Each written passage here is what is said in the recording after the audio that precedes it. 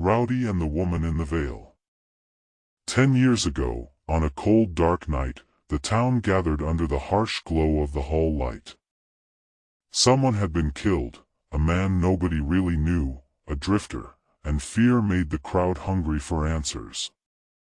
They wanted a name. They wanted a face.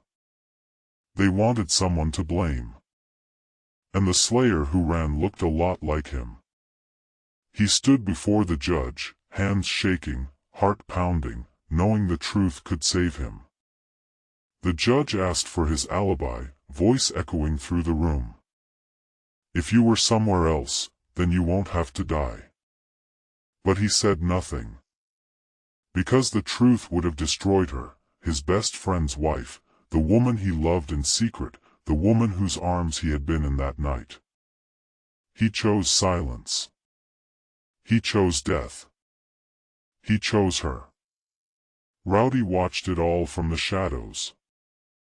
Not the Rowdy people saw in daylight, but the one with glowing red eyes, the one who walked without sound, the one who stood beside the condemned when their time was nearly gone.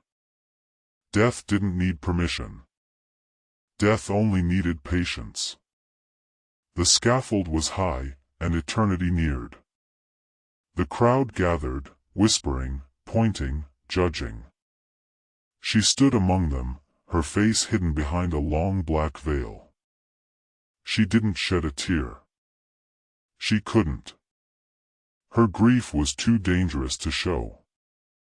Rowdy sat at the base of the gallows, eyes burning like coals, watching the rope sway in the cold wind.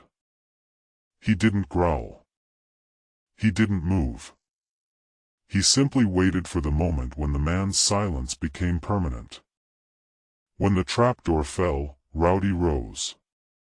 He walked beneath the hanging body, the veil fluttering in the wind behind him, and he collected the man's last breath, the final secret he'd kept, the final love he'd carried. Death was gentle with him. Death understood sacrifice. They buried him on a lonely hill, far from town, where the wind moaned through the trees and the earth stayed cold year-round. The townsfolk forgot him quickly. But she didn't. Now, when the night winds wail, she walks those hills in her long black veil. Her footsteps are soft, her sorrow heavy, her secret still locked behind the cloth that hides her face.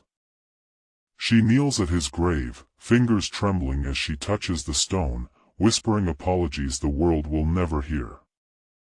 Rowdy sits beside her every time. His red eyes glow faintly in the dark, not threatening, not cruel, just present. He watches her cry over bones that no longer hear her, guarding the grave of the man who died for love. Sometimes she feels him there, a cold presence at her side, a reminder that death remembers what the living try to forget. Nobody knows she comes. Nobody sees her walk the hills. Nobody hears her whispered confessions. Nobody knows but Rowdy. And Rowdy never tells.